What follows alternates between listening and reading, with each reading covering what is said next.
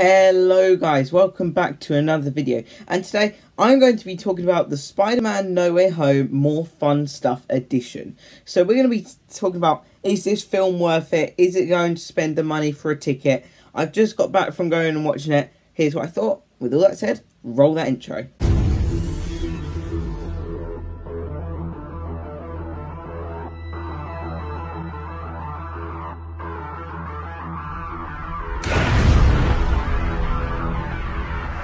So, in this video today, we're going to be talking about some of the stuff that you see in this film, and is it worth it? So, if you aren't sure if you're going to see it, I am going to be talking about some of the stuff which you are going to see in here. So, if you obviously don't want that spoiled, then click away now. But the film isn't on for very long. I think it's only on for this weekend or something. It's not on for very long at all. So, starting out, is this film worth it? So, this is a extended re-release of Spider-Man No Way Home, which contains 11 minutes worth of new footage. And, obviously, it released the other day. And I gotta say, no, it's not. But if you're there to go see this fantastic film again, then yeah, it is. If you're expecting a completely new story, then no. That's not what you're going to get. There's no new, like, character arcs, there's no new story, no new subplot or anything like that. It's literally just extended scenes. There's jokes, it's just extended scenes. There's a lot of reshoots, and, like, some of the effects have been improved at times. Some of them have, some of them haven't, not all of them have. But that's all you're going to get in this film. So if you don't want that, then obviously you're not going to be happy with this film. But it's just, I would say yes, if you're someone like me who just thinks it's such a pleasure to go see this fantastic film again. But if you're someone who just has seen it before or something like that, then maybe no. Because 11 minutes worth of new footage obviously isn't the longest time, but you still get some charming scenes. Those scenes aren't going to change anything. They're not going to change story. They're not going to change anything. The only big thing that I feel like it does is just it improves that character arc for Peter Parker a little bit. When his identity is revealed, you sort of feel for him a little bit more. So I definitely think that was good. But apart from that, there's not really anything else which is going to change this film for you. So in conclusion, yes, go see it. If you have the money, if you want to go, then go. But if you're someone who's just not bothered about seeing some deleted scenes, which could have just been on the Blu-ray, this could have just been on a Blu-ray disc, then no. Obviously, I love this film. I've done lots of videos on it, so of course I would go see it. And also, it's National Cinema Day this weekend, on Saturday. So if you manage, that is a chance to go see it. Obviously, because it's like £3, $3 to go see this film, to go see like anything. So that's a great chance to go see this film, honestly. So yeah. So now we're going to be talking about some of the stuff that we have in here. I've got it all written down here. I'll put this paper over here, actually. So I've got it all written down, and looking at it, the list isn't too big, but some scenes are a lot longer than others. You get really quick scenes, and then you get really much longer ones. So as soon as you see, like, your rating, the age rating, No Way Home and everything like that, you get a little, like, 40-second opening prologue dialogue of Tom Holland, Tobey Maguire, Andrew Garfield. There's a little joke in there. It's fun. It's charming. And apart from that, the film starts. The film starts, but it's just like, it's like a black background, then it's got the 3 Spider-Men on, like, different screens. It was obviously, it's not like, it's not done in a studio or anything, it's just done from the comfort of their home. And then it's obviously done in this film. So, obviously, the film just goes how it wants. And then, the damage control scene, there is an extended damage control scene. So, that's the scene where they're all taken into custody. There is just extended scenes where there's, like, a joke about Spider-Man, like, destroying national landmarks, like, really popular ones, like, when he climbed the Washington Monument out of Homecoming. That's, like, the joke. It's, like, drawn on, like, a whiteboard and everything. And also there's some lines with Aunt May with like how she was arrested before, and then like there's something that Green Goblin mentions again later on. But they talk about that, and obviously it still has those original scenes where they talk about the child endangerment and everything. That's still in there. It's just extended, and there's a lot of like different scenes with the voiceovers and everything like that. There's a lot of like different things like that. There's an extended scene with MJ, just a few lines there. Ned, I don't think they changed anything, but in between there's like a lot of different scenes in there which represent just more stuff in there. The more fun stuff. That's what it is. It's all it's got. The more fun stuff edition. So then we get to like the biggest part, which is probably like the longest part, which is like the Betty Brant new scene. So obviously Betty Brant was who Ned dated in Far From Home, and obviously now she's like a news reporter for the school, and it's just got like some jokes in there, and it's got just some scenes in there, extended scenes that come over like the scene where like Peter's trying to go through the school and everyone's like shouting at him. It just extends on that scene, and then it has a scene. It's like a 2-3 minute long sequence. It was probably a bit longer than that actually, where they like interview like the head teacher. They interview like Ned and the relationship that Betty and Ned had in Far From Home. It does interview like Peter Parker, but it's, you know, it's like what he would say to the spider who gave him his powers. Would he say thank you, or would he say no thank you? And then there's a scene with Flash with like he's like the name, he's claiming that he gave the name Spider-Man, and he lists some of the other names that he could have given him. That's just fun. It's just, it doesn't do anything. I can see why it was cut. I can completely see that was useless. It was useless. There was no need for it to actually be in there, but it is, so there's no problem with it. But obviously with more fun stuff, it is in there. But I'm glad that this didn't make the original cut, this one scene. And then we get to a little bit like later, just after a few scenes, and then we see Peter Parker in the gym, or like I don't know why I keep saying Peter Parker, in the PE hall, and everyone's trying to tell him to climb the wall, and everyone's like screaming, climb it, climb it. The gym teacher, who was like, he was against Spider-Man. He thought he was working with Mysterio. You know, he thought he was a murderer.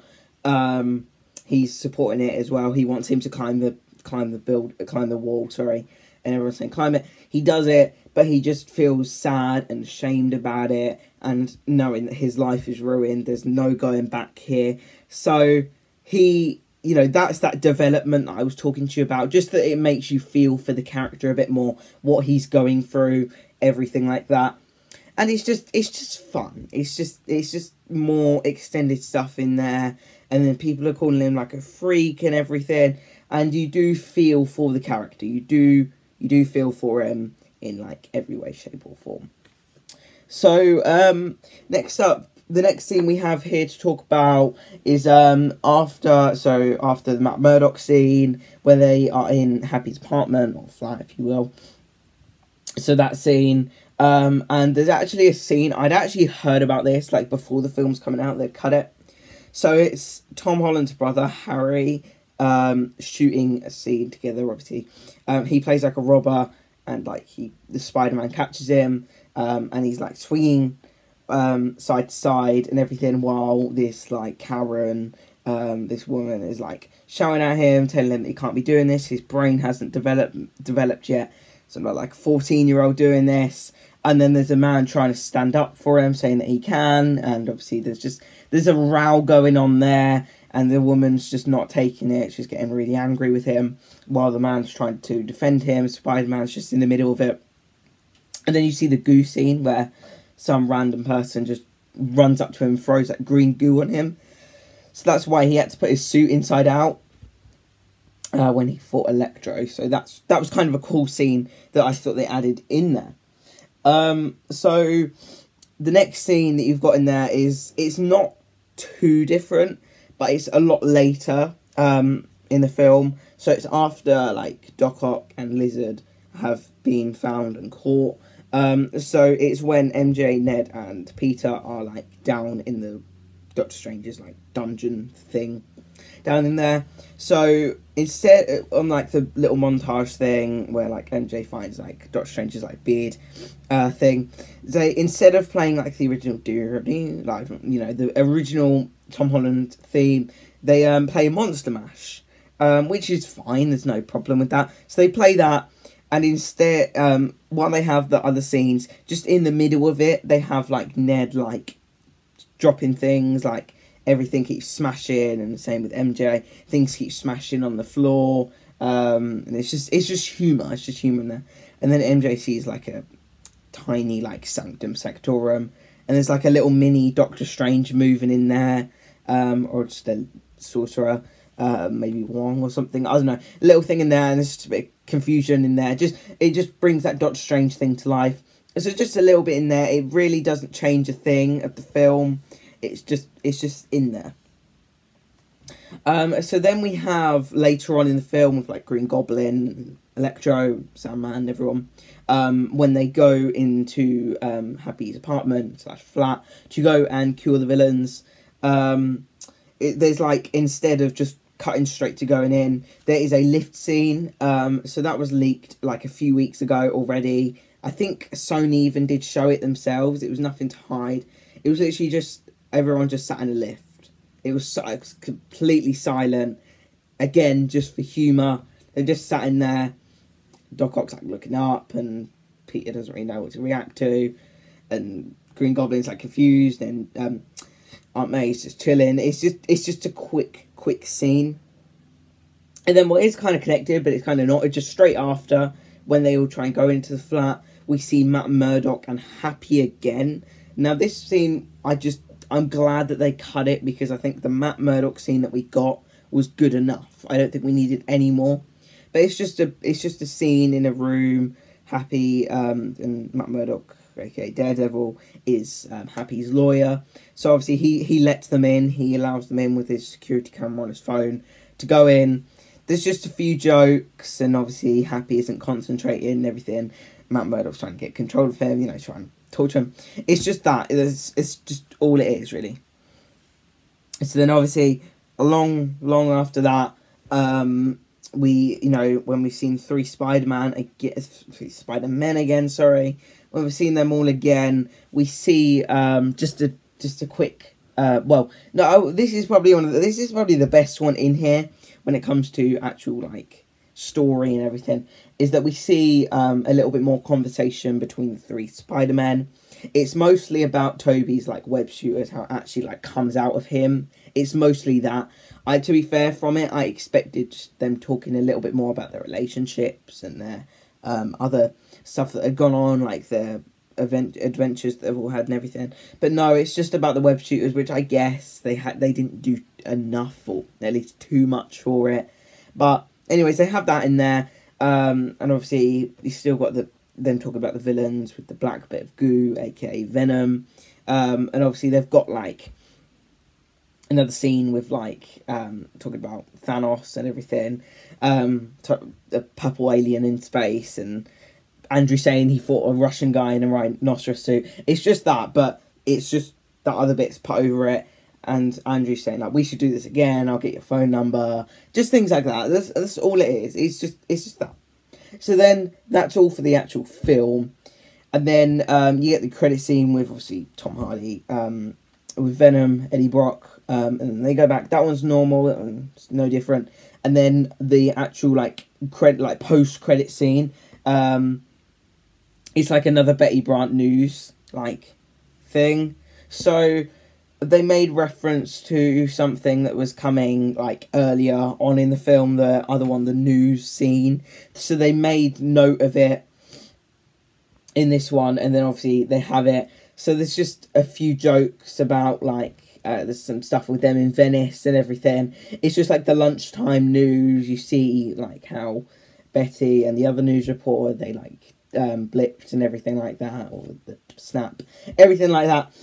That's all it is, really. It's just a bit of humour. It looks like some of the scenes, it looks like some of the like outtakes and bloopers just put on there, which some of the other cast members and makers might have taken just for fun.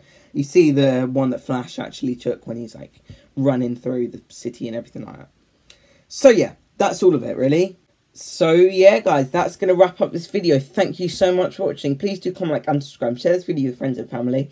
Let me know if you are going to be going to see this. You know, feel free to have a conversation down below in the comment section. And yeah, that is all for this video guys. Let me know if you are going to go see this. I recommend it because it's a fun replay. Thanks so much for watching, and we'll see you guys in the next video. Goodbye.